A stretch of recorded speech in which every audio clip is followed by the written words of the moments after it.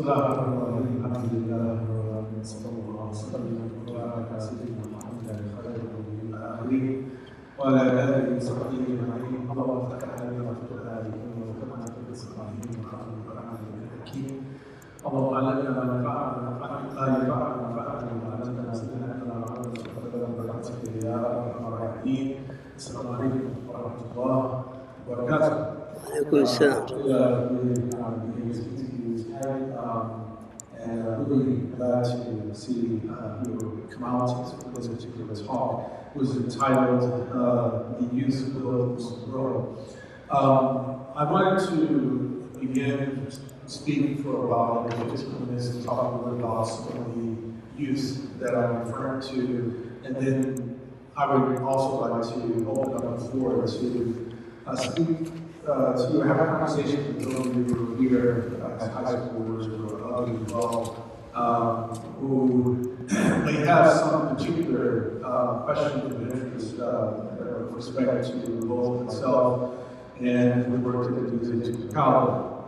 Yeah, but the Quran has multiple stories which highlight young people, first and foremost. And when we think about civilization, I say that we think of the world, we think about civilization, we realize that in civilization, you have a political class, you also have a warrior class, and you have a class of like scholars, like administrators, and artisans, and merchants. We have the sages as well. So all these people form part of any given civilization. Usually civilization, again, is a very tumultuous period.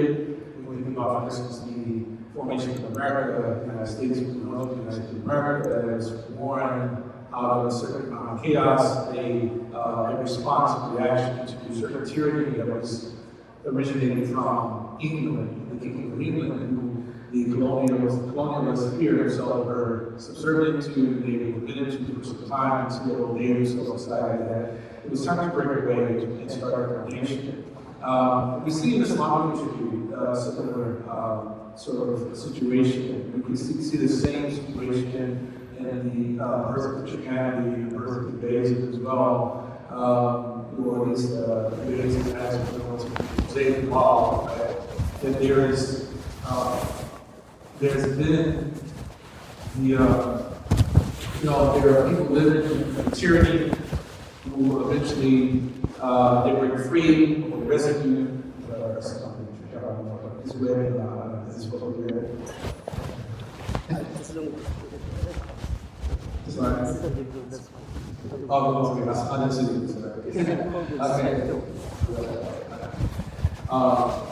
yeah, so you see this tyranny, they live in tyranny, and eventually they win, and they become empires, civilizations, either the Christians or the Jews, and then we see the same thing with Muslims, they're in a position of oppression, and then eventually, so because we're in that state of oppression, there's a heavy reliance on the warrior class. So the warrior class, like Hamza and Father and Bilal and all those which have fought the wars of the wars of Islam. Eventually, when victory is achieved, you then work on trying to preserve your particular civilizational, your special artifacts of your civilization.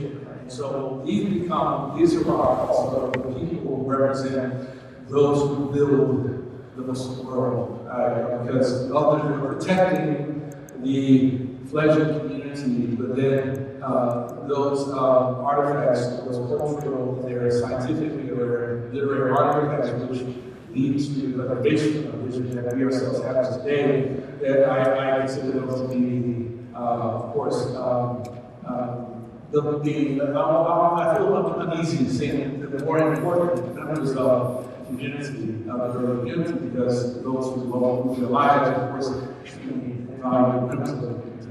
But those people were trying to protect something. What they were trying to protect was this legacy, this intellectual, spiritual legacy, moral legacy that has been passed on to us as Islam.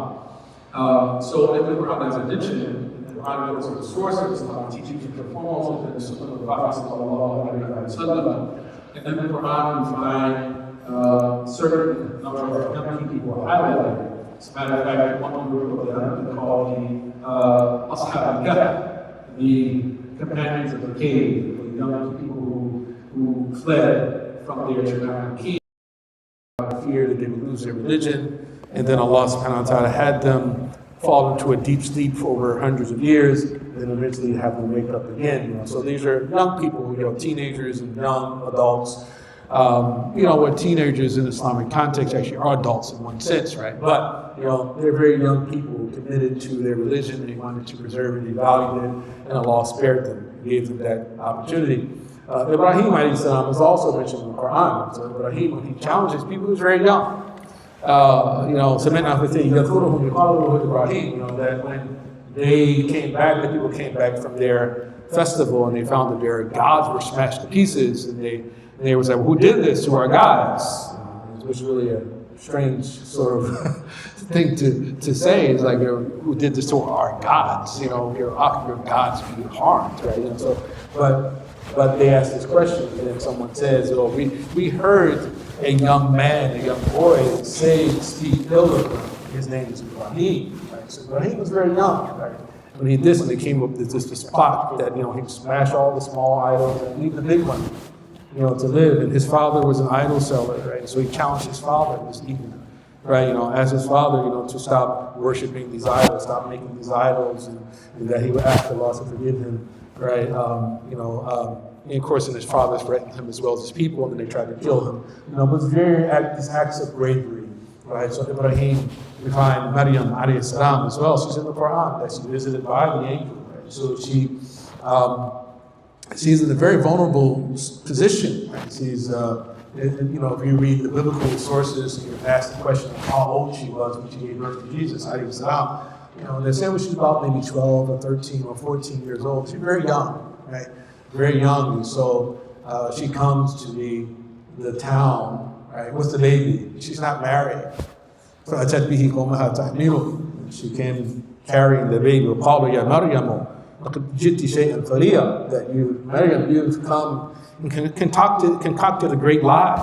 Because he's telling them, of course, that this is a miracle. يا أخت هارون ما كان أبوك امرأ سوء وما كانت أمك بغية. That, sister of Aaron, your father was not an evil or iniquitous man, nor was your mother a prostitute. Right? فأشارت إليه. So she pointed to the baby, because that day she made a vow of fasting. She would fast from speaking to people, right? And so let the baby speak on her behalf, right? How can we speak to someone who's nothing more than an infant child in his cradle? I am the servant of God. He gave me the book and made me a prophet. So a small baby, an infant baby, stopped talking, right? So he vindicates her, right? So we find Maryam, we find others similar to this in the Quran. So that's the first thing. Is that in the Quran we find mention of some very young people, right? And there's a famous hadith, we probably have heard it before, where the Prophet said that there are 7 people who will be in Allah's shade. On a day there would be no shade except for His shade. And then the first person he mentions is Al-Imam al-Adil, the just leader. In other words, governor, just governor. First person that Allah would be on the shade on the day there would be no shade except for Allah's shade. But then the second person, and he says, Shabun nasha'a fi ibadatillah. A young person who grows up in the worship of God. Right? Person grows up worshiping Allah subhanahu wa ta'ala, devoted to Allah subhanahu wa ta'ala. Right? So there's a promise that, as a young person who grows up and avoids all the pitfalls of your peers who are easily influenced and they're manipulated by, the attractive, distractive things around us, right? But that in itself is a great feat. It's very difficult for one to do that, but if you achieve it, if you do it, then Allah subhanahu wa ta'ala has an immense reward waiting for us when we meet him, inshallah. Now, among the people, right, I would say were extremely important for us to focus on from the life of the Prophet ﷺ. Well, there are a lot of them. I can't mention all of them, right? You know, I just want to mention some of them, right? So, one policy that the Prophet ﷺ had was that he was able to discern the particular talents that people had, regardless of their age, and then he put them to use. Right? That was one thing he always did, right? So quite often, and especially in masjid settings, we might find, we call it like the uncles, right? They always say, well, uncles won't let us help out. They don't want us to help out because they're afraid that we're going to mess up something, right? in the masjid. So they don't empower us to sort of take on the responsibility of the masjid. And that is something often it leads to a lack of enthusiasm about wanting to help out and spend time in the masjid, right? But it's important for the elders, right? You know, and I'm kind of moving in that direction of holding myself, right? You know, probably a lot younger than I actually you probably think I am. But, well, I'm probably older than you probably think I am. I would imagine. A lot of people tell me that. But basically, to employ someone, people give tasks to the young people, right? You know, and not to be too afraid that they're going to make a mistake, because you know those who are in charge have been given an opportunity to make a lot of mistakes too already themselves, right? You know, so it's not like things are really perfect or ever really perfect in this situation. So an example of this is that when the Prophet ﷺ, he conquered Mecca and he purified the house of Allah of his idols. There was a young man by the name of Attab ibn Asid, who had accepted Islam on that same day. He and his members of his family, they were among the Muslims of Mecca who had just accepted Islam on that very same day. But there are also people, members of the political class. They are already been accustomed to actually ruling over the Arabs, right? And so when the Prophet decided that, now we have to set our sights on Hunayn, right? Because the Hawazin had rebelled and they themselves were so willing to fight the Prophet, alayhi salatu wasalam. So he left in charge a young man named Attab ibn Asid. How old was Attab? Some narrations say he was 20, 21, 22, 23. He was in his 20s, early 20s. So the Prophet left him in charge. He was the governor of Mecca, right? Left him in charge of this, of Mecca. And he said to him, أَتَدْرِي عَلَى مَنْ أَسْتَعْمَلْتُكَ? Yeah, do you know who I've left you responsible for? أَسْتَعْمَلْتُكَ عَلَى أَهْلِ اللَّهِ. I've left you responsible for the people of God. وَلَوْ أَعْلَمُ أَنَّ مِنْهُمْ خَيْرًا مِنْكَ لَسْتَعْمَلْتُهُمْ عَلَيْكَ. And if I had known that there was one of them or some of them actually better than you for this particular position, I would put them in charge. So this is a person, he just becomes Muslim. And the Prophet is not, uneasy about, okay, hey, you're in charge. I'm leaving, you're in charge. Well, you already have the experience, you've been doing this. He's young, early 20s, right? And he remains in this position throughout the reign of Abu Bakr as-Siddiq, and until the death of Abu Bakr, right? So he spent about 15 years. This is from year 8 to year 13. And so he dies on the same day that Abu Bakr dies, right? So he's very young at the time. So Attab is one example of this. Another example of a young person who the Prophet ﷺ gave an important task to was Usama ibn Zayd. Usama ibn Zayd ibn Haritha. And so Zayd ibn Haritha was the adopted son of the Prophet, ﷺ, and so he was called Hibbu Rasulillah, the beloved of the Messenger of Allah. And Usama was called Hibbu Rasulillah, the beloved of the Messenger of Allah, because he loved his father and also loved him. Right? So he raised him like the son or grandson of the Prophet. So the Prophet ﷺ was on his deathbed. He placed Usama ibn Zayd over the army. Right? He was planning to send them off in the direction to the north to meet the Byzantines. And in that army, Umar ibn Khattab was actually under the command of Usama ibn Zayd. Usama ibn Zayd was a teenager, 17, 18 years old, but he's in charge of the Muslim army. So it's like, well, it makes you think a little bit different about what responsibility looks like. Because we live in a situation where we're made to remain, I guess you say, children for a bit too long. When people in the past, they were brought into adulthood very, very early, right? Very, very early. And for example, Abdullah bin Hamid, one particular, one narration, famous narration is that in the Battle of Badr, he was 14 years old. He wanted to fight the Prophet, so something not allowed him. But once he became 15, according to that narration, the Prophet allowed him to fight.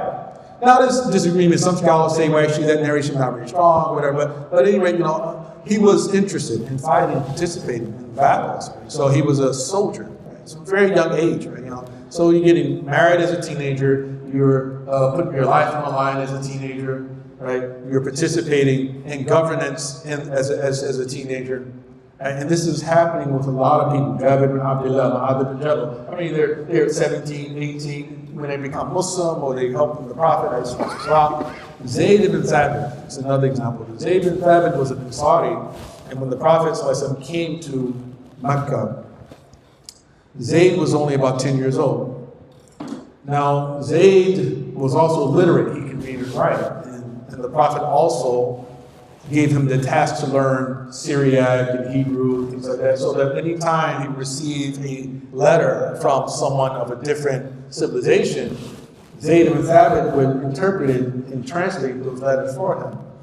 Now, Zayd ibn Thabit was also important, well, for a number of reasons, but I would say the most important task that he had was that he was placed as the foreman over the campaign to collect the Quran into one place, right? Because after the death of the Prophet, there was a famous battle known as the Battle of Yamama, and during that battle, 70 of the Qur'an, the scholars, were killed in that particular battle against the false prophet Musaylim al-Kadhab. And Umar ibn Khattab came to Abu Bakr and he said to him that we should collect the pages of the Quran that were written down in the presence of the Prophet into one place. And Abu Bakr felt uneasy because he felt, okay, well, the Prophet didn't do this, why would I do it? Right? Right? How can you do what the Prophet didn't do? And then Umar, he urged him, and he eventually convinced Abu Bakr that it was something good to do. Then they called Zayd, and they said to Zayd, we're planning to do this thing. And so Zayd also the same response. How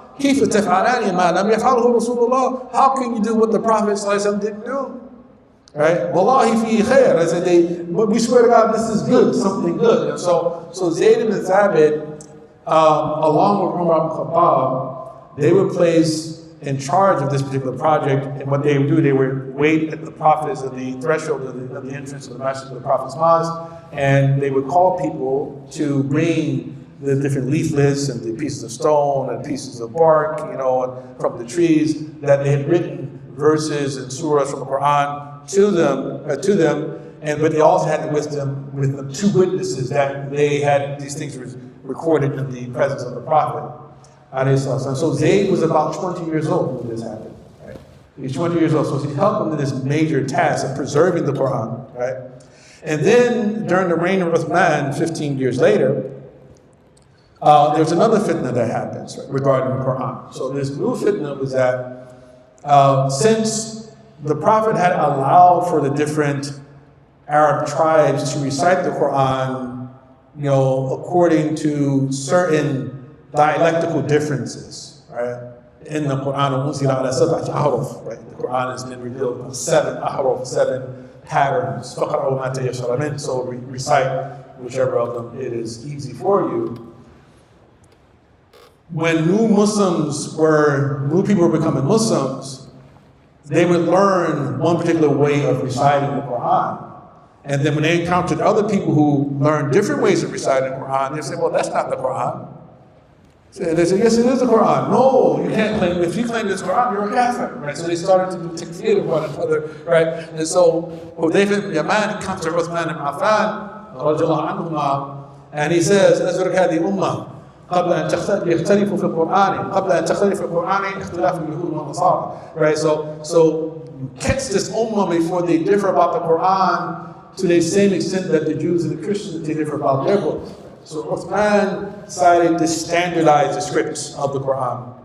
And once again, he called Zayd ibn Thabit, the same Zayd who during the reign of Abu Bakr, was combined with Umar ibn Khattab to collect those original pages together. They're now tasked with making copies of the original codex, right? And then to take those different copies and send them to the different corners of the empire, along with the teacher to teach people how to actually properly recite the book itself, right? So Zayd ibn Thabit had major tasks. So he's here, he's maybe 35 years old, but originally he was 20 years old. He was 10 years old, between 10 and 20, the Prophet uses him as one of his scribes, right? And verses of call Zayd, and he has him, write this down. Allah just revealed to me this, write this down, right?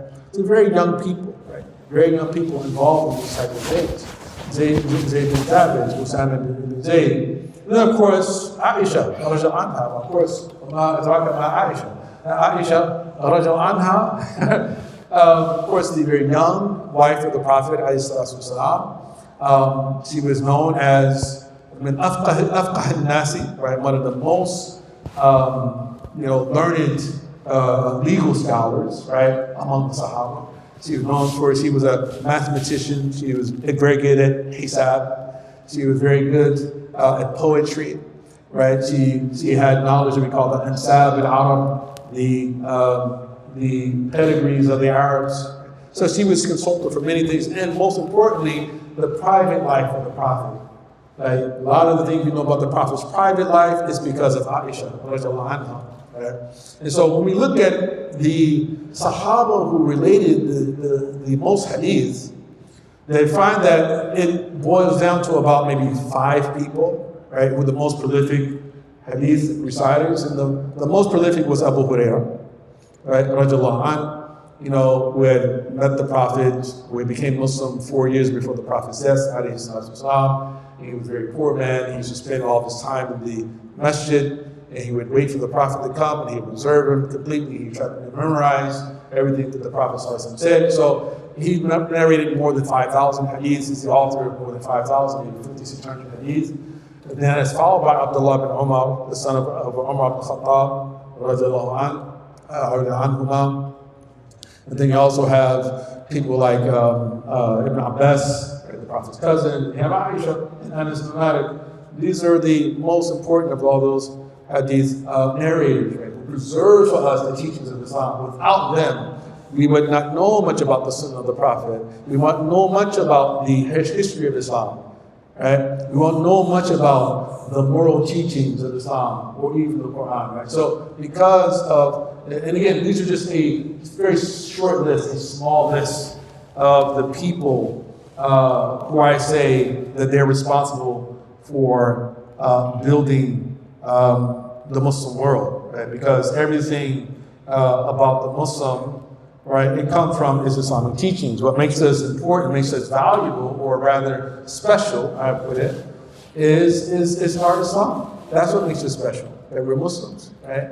And being a Muslim, or the knowledge of what Islam is, it comes directly from Allah and from His Messenger. So we have people who have done a great service to the Ummah by preserving the intellectual, spiritual, moral legacy of Islam, like these people, like these young people especially, then there's a lot to celebrate and to be appreciative for. And because of time, I can't go into talk about a lot more than any other people I could mention, but I hope that gives you some idea of basically how the youth, that they are the backbone, right, of any important movement. They're the backbone of the rise and the construction of civilization. They're important for the survival of civilization. If anything, like when I go to masajid and I want to judge whether or not it is thriving, I always look to see how many young people are there, right? So if there are not many young people there, I'm saying, well, something's going on, right? What's happened to our young people? Why is there little interest in our young people coming to the masjid, right? And when there are a lot of young people, I'm saying, yeah, alhamdulillah, that's great, right? But it's not always, again, it's not always a black or white issue. There are young people there that is good, there's a good message, there's not young people that it's not, it's not a black or white issue, because sometimes young people can be attracted to things that are very harmful too, right? They be attracted to, hey, well, sister so-and-so goes there, and sister so or brother so-and-so goes there, there are different reasons why people might go there, and this is kind of like really a hot spot, and people, they have a lot of fun in these places. But at the same time, as the saying goes, that the children are the future.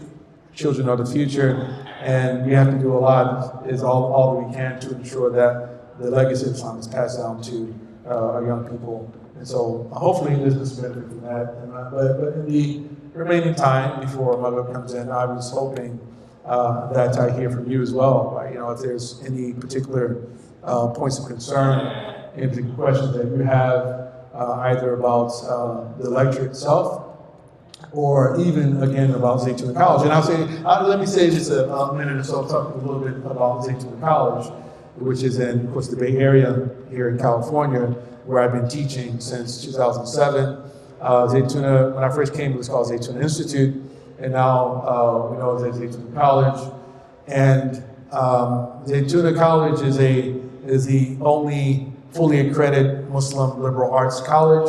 And so liberal arts, what we mean by that is what traditionally are called the trivium and the quadrivium. So the trivium is what we call the qualitative sciences of rhetoric, logic, and grammar. And the quadrivium are we call the quantitative sciences of geometry, astronomy, basic arithmetic. And in the Western tradition, they study music, but we don't study music, but we study tajweed, right? So the qualitative sciences is sometimes referred to as all the sciences of the mind, right? And the quantitative sciences is something called the sciences of matter, right? And so there's much more emphasis placed on the sciences of the mind over those of matter, because the mind is supposed to be over matter, right?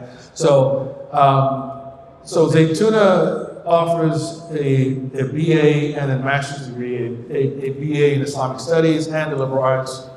And also in our MA program, we have two or perhaps three tracks. We have a major in Islamic philosophy, one in Islamic law, and then also another one in Islamic finance. So I teach Zaytuna, family law, inheritance law, commercial law, hadith, which is Islamic legal foundations, introduction to we call Islamic virtue ethics, among other things, right? So I've been there for some time, and so I'm hoping that some of you also would look more into our website and have some interest in applying for Zaytuna in the near future as well. It'd be nice to see you there on campus up in the Bay Area.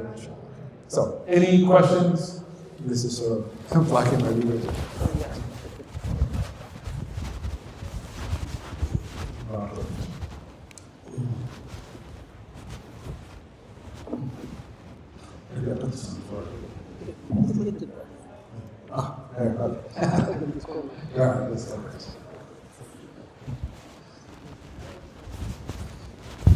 Yes.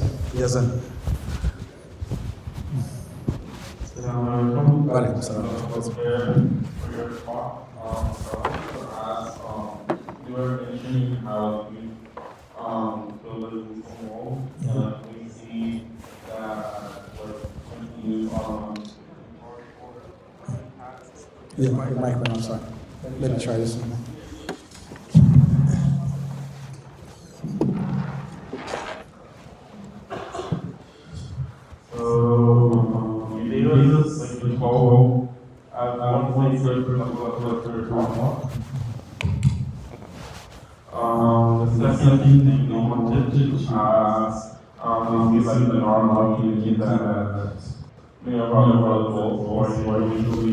in charge of the masajids, like they are very hesitant to give like youth task or like be in charge of the masjid or like parts of the masjid, what would be your advice to those uncles or those aunties?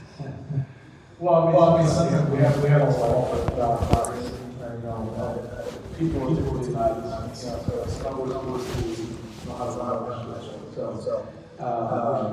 that people have mentors and taking on the hips or beyond to actually properly manage the masjid. I think that the only way that you teach someone responsibility is you give them something to do. Right? Like my son, for instance, he's 12 years old, and I like to, like every chance I get, just tell him to make his bed in the morning. His mother, she has a habit of, his mother always has a habit of making his bed for himself. And I was like, well, don't let him make his own bed, right? And maybe for her, she says, oh, well, he doesn't really know how to do it right. And I said, well, he has to do it at least a little bit, and eventually he'll learn how to do it right? So there's, of course, there can be that tension with, it's almost like a sense of fear or lack of confidence, right? In the abilities of the young people to do better. And on the other side, young people do have to show some responsibility, sometimes take initiative and understand that it takes a bit of time for trust to be built as well, right? So if you do things that demonstrate that you're ready, right? If you have certain talents, then you want to put them on display, right? In his old statement attributed to Imam Ali bin Abi Talib, it said, that people are the children of whatever they are good at, that they're good at doing, and so he says, so work, right? So work, and then your value will be noticed, you will become clear. So you almost have to sell yourself or put yourself on the market in some ways, right? And I'll give you an example of this issue about trust. Right? So I have like a family member who's been in and out of prison for a number of years, and every time he comes out of prison, he at first tells people, I've changed. And so people don't believe him. He gets upset when people don't take him seriously. Yeah, because they're like, okay, well, you haven't been challenged yet, right, to improve yourself. And especially if you take advantage of people your entire life, you can't expect them to automatically start to trust you. So again, that may be the extreme example, but it's just to understand that when you sense that someone doesn't trust you, then you should try to do things that will sort of engender trust in them as well. Right? So it's a two-way street. It's not only the side of the uncles, it's also the side of the young people who actually want to contribute. So you may have some ideas and say, well, I would like to, hey, uncle, what do you think about this? I have this idea about this room. We can do this room. It's a program I have, and just kind of just present it, and then say, oh, yeah, you understand, and then that may actually give reason to say, okay, let's try this. Let's see if this works. Yes. Is your last name Khan? Yeah. SubhanAllah, so Yusuf and Malik Khan's brother. MashaAllah, tabarakallah. You guys, all you guys look alike. So, what's your name? Muhammad. Assalamu alaikum. So, my question is, as a high school student considering Zaytuna, if my field of study I want to do besides that is unrelated to liberal arts, how do you recommend I structure my future so that I can get my Islamic studies while also ensuring I have a path forward to build a career after that? Yeah, right. We have a number of students who graduated and have gone into medicine, they've gone into law. They've gone into, some people have gone into chaplaincy, some into other things, right? So typically those who go into medicine, they have the tendency to take additional courses while they actually study that. So there definitely is a way to continue those type of studies while you're actually at the college. If you're, again, a student who's not easily distracted, you're very diligent, right, so that your grades don't fall behind. But at Zaytuna, all that is kind of, I guess you would say, is something that is very difficult for the community to sort of understand because we are so accustomed to going to school to get a good job, this idea, but we typically try to teach students that, listen, we want you to learn for the sake of learning, right? And this is because Western civilization, if you look at it and observe, it's been crumbling. It's crumbles because too many people, in our opinion, too many people themselves have given up this particular goal of learning for the sake of learning, knowing for the sake of knowing, right? So people just learn how to study for the exam, learn little tricks on how to pass the exam, and then, once the exam is over, then everything moves with that information, right? So it's trying to instill within the person a love of learning for a lifetime. So, but again, if that's a concern, of course we have to tell people, there are ways around that. So, wherever you decide to go into, you may not be interested in going into Islamic work, and becoming an Islamic teacher, or an imam, or something like that. But at least you will have a sound grounding in your Islamic knowledge. You have a better grasp of the moral system, right? And you can apply that to wherever you go into. Right? So you go and you contribute and you enhance whatever that you're involved in, as opposed to just simply being an observer, just consuming everything like everyone else. Any sisters, any questions? Any other questions here? I was told that you guys are really serious about the time for Maghrib, right? Maybe one more? Go ahead, yes.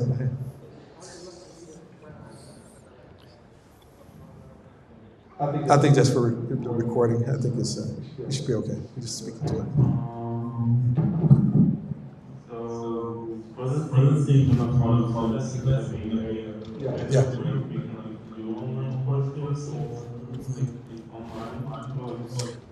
No, we prefer on-site classes, but we are offering more online options. Right? So recently we posted a course of logic, another one is constitutional law,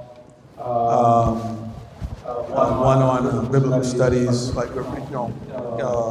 Judaism, Christianity, a class on Rumi. So there will be more of those type of courses coming out, very short courses meant for like the general public, but they're not meant for credit, at least not to my understanding, right? So, we prefer it traditional. So you study on campus in the presence of the teacher. So there's a sort of healthy interaction and good transmission, inshallah. All right. Anything else? Okay, well, I appreciate everything. Allah bless you. Barakallahu feekum wa sallallahu wa sallam wa barak ala sayyidina Muhammadin wa ala alihi wa sahbihi wa sallam tasliman kathira. Allahumma habbib ilayna al-iman wa zayyinhu fi qulubina wa kharrihna al-kufra wal fusuq wal isyan. واجعلنا من الراشدين. اللهم حبب الينا الايمان. اللهم اقسم لنا من خشيتك ما تحول به بيننا وبين معاصيك، ومن طاعتك ما تبلغنا بها جنتك، ومن اليقين ما يهون به علينا مصيبات الدنيا، ومتعنا باسمائنا وابصارنا وقوتنا ما احييتنا، واجعله الوارث منا، واجعل ثأرنا على من ظلمنا، وانصرنا على من عادانا، ولا تجعل مصيبتنا في ديننا، ولا تجعل الدنيا اكبر همنا ولا مبلغ علمنا، ولا تسلط علينا بذنوبنا ما لا يخافنا فينا ولا يرحمنا. اللهم لا تدع لنا ذنبا الا غفرته، ولا هما الا فرجته، ولا دينا الا قضيته، ولا حاجه من حوائج الدنيا والاخره الا قضيتها يا ارحم الراحمين. ربنا اتنا في الدنيا حسنه وفي الاخره حسنه وقنا عذاب النار. صلى الله وسلم وبارك على سيدنا محمد وعلى اله واصحابه الاخيار وسلم تسليما كثيرا. سبحان ربك رب العزه عما يصفون وسلام على المرسلين والحمد لله رب العالمين. بارك الله فيك. السلام عليكم.